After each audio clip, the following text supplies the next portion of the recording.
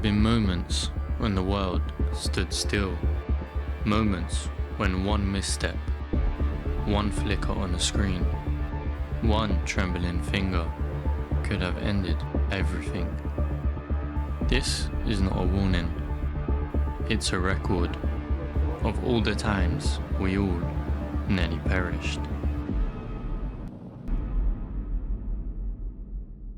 The date is October 27th, 1962.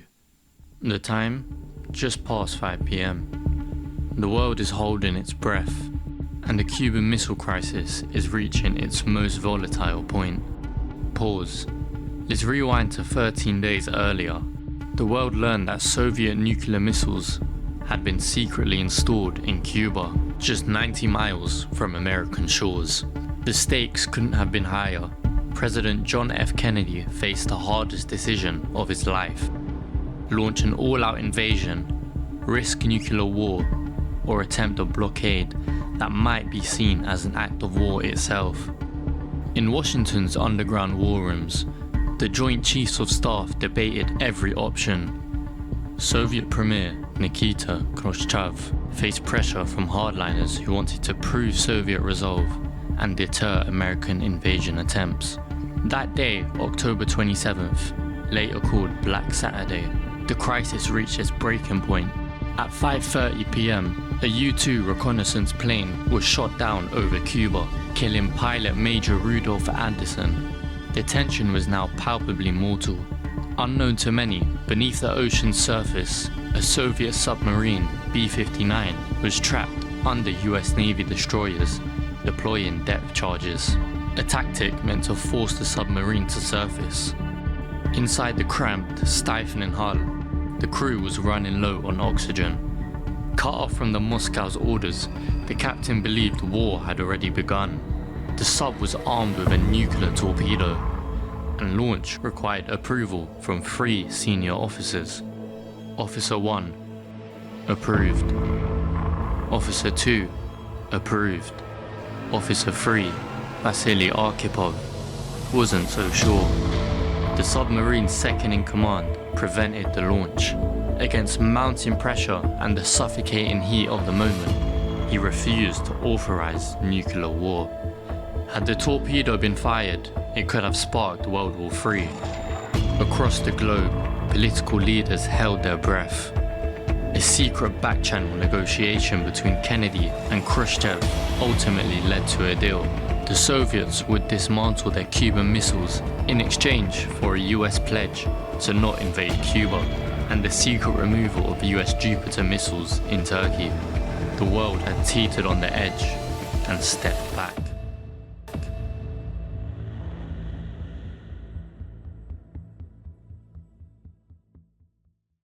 In the darkest hours of the night, the Cold War crept closer to catastrophe than most would ever know.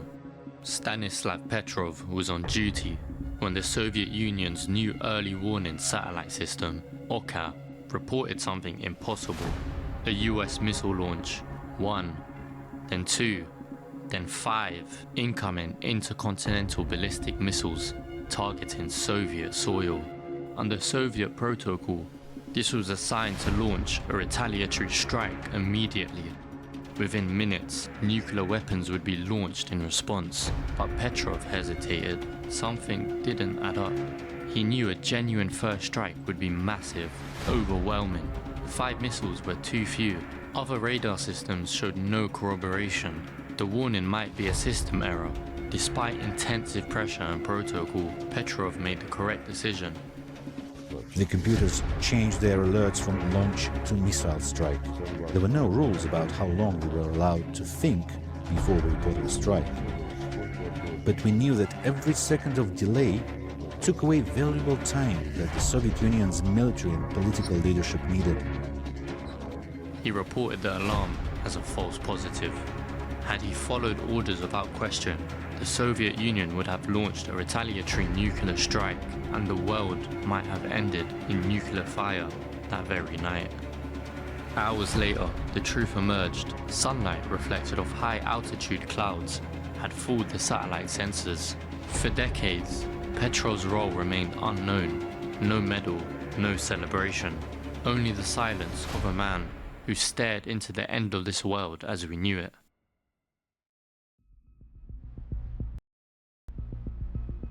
Able Archer 83 was a NATO command post exercise, simulating the highest levels of nuclear conflict. It featured encrypted communications, mock DEFCON transitions, and even a simulated nuclear release procedure.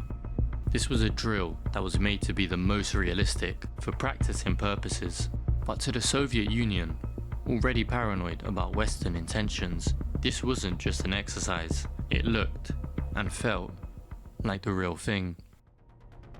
Months earlier, Soviet intelligence had begun Operation Ryan, a massive effort to detect signs of a US first strike. Every moment, every change in diplomatic tone, every increased military drill was logged and interpreted. And now, as NATO aircrafts taxied into position and nuclear command codes were rehearsed, Soviet officials believed the first strike was imminent. In response, they activated nuclear bombers and placed warheads in launch-ready conditions. In East Germany and Poland, Soviet troops were put on full alert, but NATO never knew. Not during the drill, not until years later, when Western analysts pieced it together from declassified files. The exercise ended without a hitch. No one pushed the wrong button, but the Soviets had been one radar ping away from launching a full-scale preemptive strike. Not because of aggression, but because they misunderstood a game as a reality.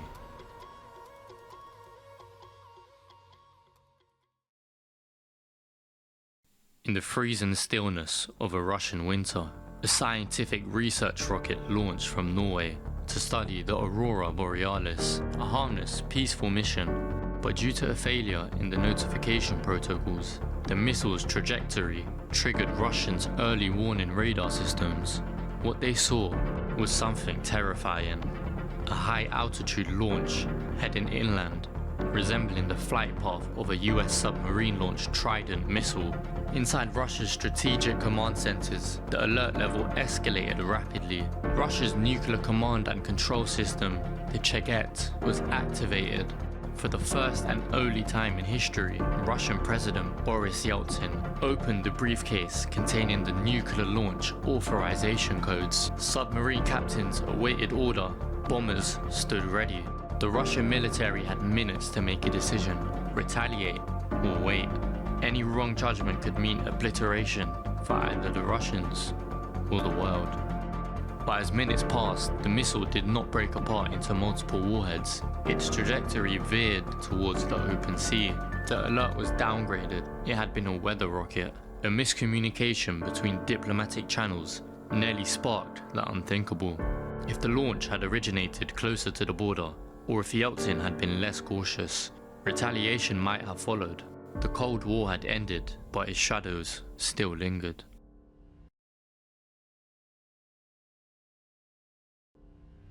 August 29th, 2007, 8:30 AM. It was supposed to be routine, a transfer of decommissioned cruise missiles from Minot Air Force Base in North Dakota to Barksdale Air Force Base in Louisiana. But this time, someone made a mistake. Mounted on the wing pylons of a B-52 were 6 AMG-129 cruise missiles, and inside each one was a live W-80 nuclear warhead, armed, active, and no one noticed. The plane took off. It flew across the United States for over 3 hours. An aircraft carrying nuclear weapons was in the sky without authorization, without proper security, and without a single person realizing the missiles were live. When it landed, the warheads were left unattended on the tarmac for 9 hours. No armed guards, no containment, a nuclear arsenal sat in plain sight. The military calls incidents like this a bent spear, serious breaches of nuclear protocol. But this one was beyond serious. Investigators later discovered that not only the safety procedures had been skipped, but the personnel handling the weapons weren't even aware what they had transported. One nuclear security officer said it was a failure at every level. Had the planes crashed, or had one of the warheads been stolen or tampered with, the consequences could have been unthinkable.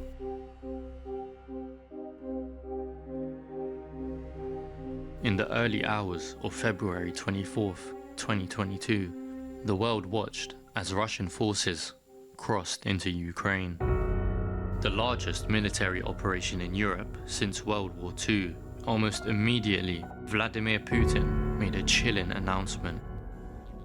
В связи с этим, в соответствии со статьей 51 частью 7 Устава ООН, санкции Совета Федерации России и во исполнение ратифицированных Федеральным собранием 22 февраля сего года договоров о дружбе и взаимопомощи с Донецкой Народной Республикой и Луганской Народной Республикой, мною принято решение о проведении специальной военной операции. He was putting Russia's strategic nuclear forces on a special regime of combat duty. The phrase was vague, but the message was clear: nuclear readiness. As the war intensified, NATO countries armed Ukraine with increasingly advanced weapons. Intelligence sharing, real-time targeting, and drone operations brought NATO and Russian forces closer than ever. The risk wasn't just invasion, it was miscalculation.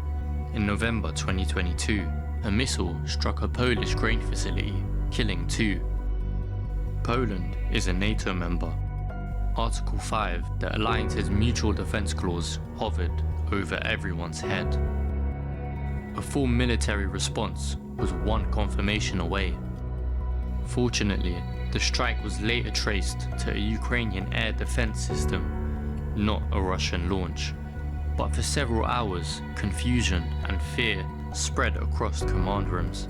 Had the origin been different, or had the retaliation come too quickly, NATO and Russia could have collided. The world was no longer in a Cold War, but it was still standing in the blast radius of one. From a Cold War crisis to modern day flashpoints, we've come closer to nuclear war than most realize. Each near miss shows how fragile peace truly is. But the world has always pulled back from the edge. For some reason, we have been saved every time. But the future is not set in stone. It depends on our choices. Because in the end, the most powerful weapon we have is the courage to say no.